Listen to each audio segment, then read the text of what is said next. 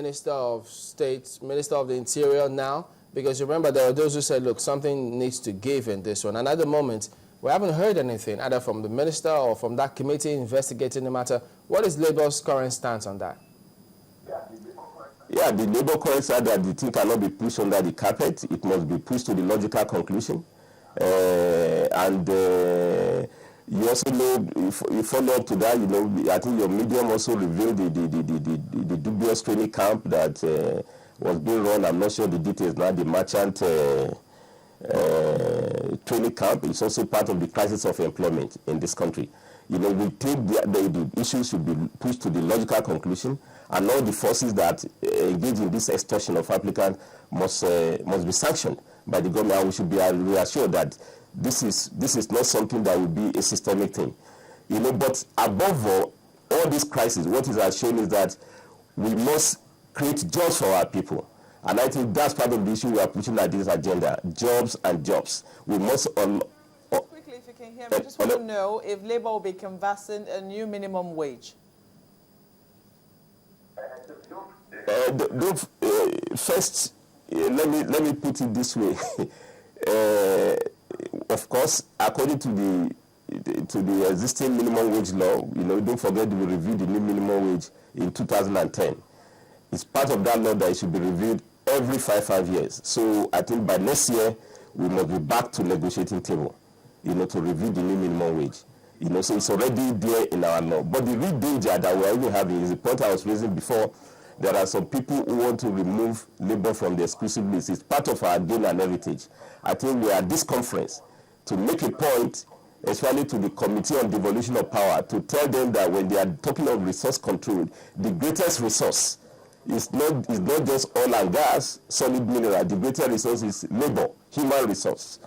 You know, donating China, India, apparently, it's not oil and gas, you know, it's their human resources. They have more refineries than those of us who could have crude in this country.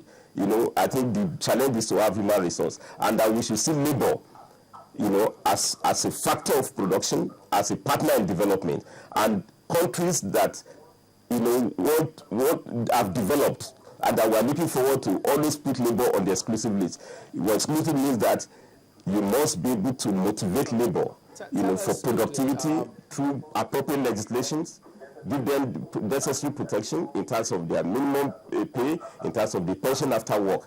And Nigeria has a progressive law on that. This conference cannot reverse. Tell us before you wrap. Let's wrap this up in a minute now. Your theme for this year. Your theme for this year is. Can you hear me? Your theme for this year is building enduring peace and unity, panacea for sustainable national development. Now, much as, yes, responsibilities are there for the security agencies and by extension the government, what about the workers? Has Labour agitated or will they in any way to employers of Labour or those organizations to do what they have to do, get chief security officers or security officers where need be to ensure that we also play our role while we'll now wait on the authorities to do what they have to do?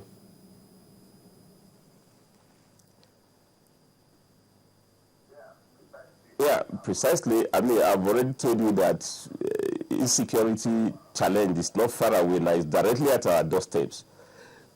Many companies have to reduce their working hours now, especially in the areas where violence is predominant. We've lost some workers who are caught in unnecessary, terrible violence, you know, which unprovoked directly against them. And the implication is that we can't really have good investment and job creation in this country in an atmosphere of physical insecurity.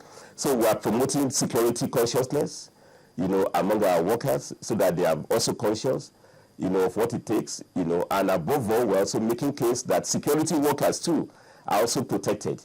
You know, I mean, I have no doubt in my mind that we expect, you know, our soldiers and police to do more, but we should also recognize that many of them also face serious crisis. They are also working people, you know, who have been exposed to a lot of danger, lack of equipment for them, lack of protection for them, And I think it's important that we use today's opportunity to also make a case for more support for security workers throughout the country at all the value chains, both the army, the SSS, and co. But they must also we understand you have to catch up with the match for today, so let's not delay you any further. Comrade Issa Aremu is the Vice President of Nigeria Labour Congress. I guess our cameras will catch up with you later at the ground today. Thank you very much. I hope you'll be able to join us also in spirit at the rally. We sure will. Rallies.